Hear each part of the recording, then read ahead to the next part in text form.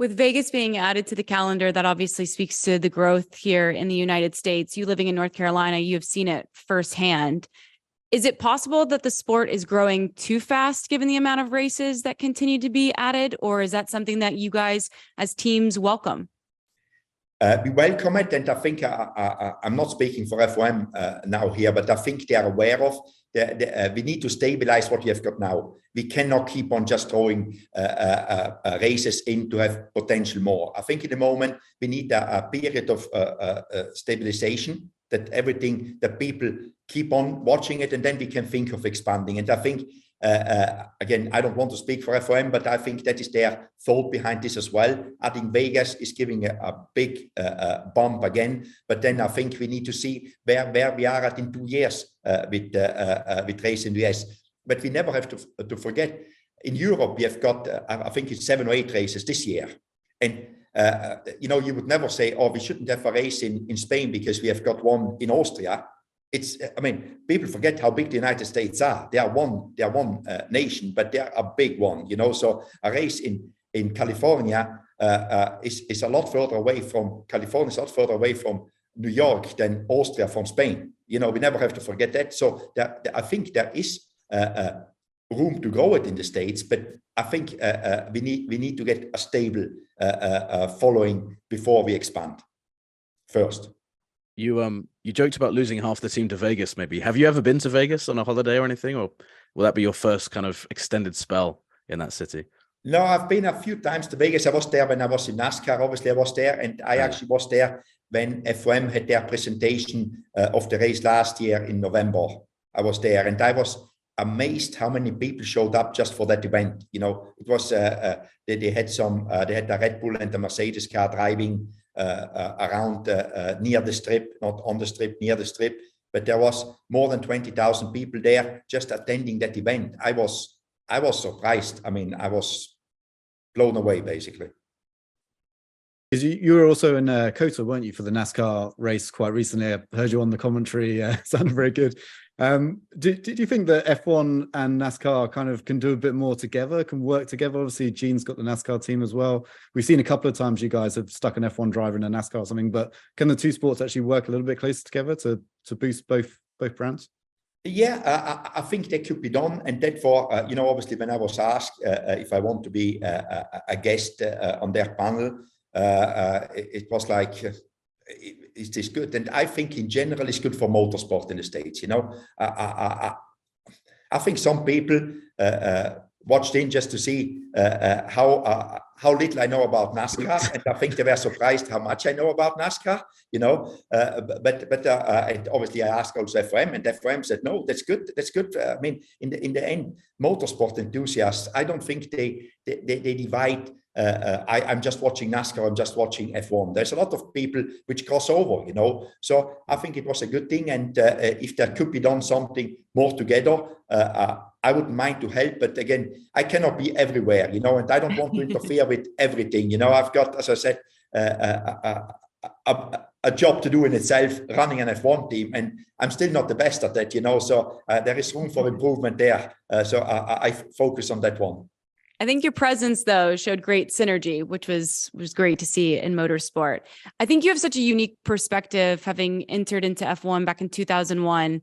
And obviously, we're in a much different place now with the sport. Is there something when you think back to those early days that you miss about the way that things were done? And then is there something, an advancement or improvement now that you experience that you're so glad that the sport got to that point? I think it's a combination. You always miss the good old days. And I think we normally are you're still young, but you normally miss them because you miss being young. That's one of the things that's a nostalgia. But I think the good old days, that was nice. Everything was, I wouldn't say easier, less thought through. You had to think more on your feet, and less organized. Everything now is very meticulous, you could be more creative in the old days. But then I think the world has gone a good way to make a lot of things better, for society, for everybody. So I think it's a mix. Nostalgia says, if I just would be in the early 2000s or in the late 90s, it was pretty cool life, and now everything is so followed. But we are the people which want to get better, and society, it needs to get better for everybody. So I think there's not any particular thing what I say was a lot better or is better now. But I enjoy it either way, and I think I always try to stay current with what is going on, and then you enjoy it. If you are always thinking back too much, how good were the old days, you're getting old too quick, in my opinion. I try to stay current what is happening in the world, what is happening, how people are doing things. I try, sometimes I struggle, because it's moving fast, the world, and F1 especially, but that is what I try to do, and enjoy everything what is happening. Is there more pressure, or is it just a different pressure? It's different. That's the right explanation. It's not more, it's just different, The pressure is always there because now everything you do is seen. Like 20, 30 years ago, you could get away with some of the stuff. Now there is no getting away of anything. And Stefano's come in with quite an open mindset, hasn't he? To let's embrace change. The sprint race being an example of that. How important do you think Stefano's mindset is right now for doing all those things you mentioned, on capitalizing on that growth and making sure that this boom isn't just a short-term thing; it's a long-term thing that you can build on? Because he seems to have his mind in the right place for where F1 is right now. Absolutely, and I think Liberty taking over was a very good thing in general, and then bringing Stefan on board was fantastic because he knows F1, he knows all the players. He was out of F1. He knows the real world as well. He was CEO of Lamborghini. So he worked for a big corporate, Volkswagen. So he knows a lot of stuff, and I think he knows where they want to go. He has a good vision of where Formula One should be, and not going back or because it worked in 2000, it still needs to work. No, we need to make it interesting for new generations, for younger people, to get more of it. And I think he's doing a very good job by keeping his a very open mind about things. And I'm not just saying it because Stefan is a friend of mine. I honestly, and every time we speak, we enjoy talking to each other, just without any pressure, and just thinking how could this actually be developed? And there is no afraid saying, no, that idea couldn't work, or I think you're wrong here. It's just like, okay, and move on. So I think he obviously is bringing a lot to F1, and I don't know how much you know the guy, but the guy is relentless in working. He keeps on working and just going through things and try to make them happen. Like you as well.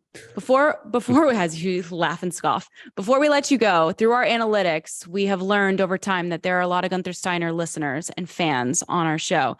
So I would ask you to give those listeners a message and maybe a pub for your new book. A message is, obviously, if you like to listen to me or watch what we are doing, I think it's real, and also the book, it's real. It happened last year. People sometimes, you remember that, what you wrote in the book? I say, I don't remember it because at the time it happened and it's water under the bridge, but it's the real thing. And I hope that people, if they enjoy it and they can, and that's what I do it, because people should enjoy, and I enjoy. Motorsport gave me a lot. Racing cars gave me a lot. And if I can give something back in that way, that people are entertained by it and enjoy watching it and read about it, that's good enough for me. I appreciate it. Everybody who spends the time to read the book and hopefully has fun with it. Thanks so much for watching ESPN on YouTube. And for more sports highlights and analysis, be sure to download the ESPN app. And for premium content and live streaming, subscribe to ESPN Plus.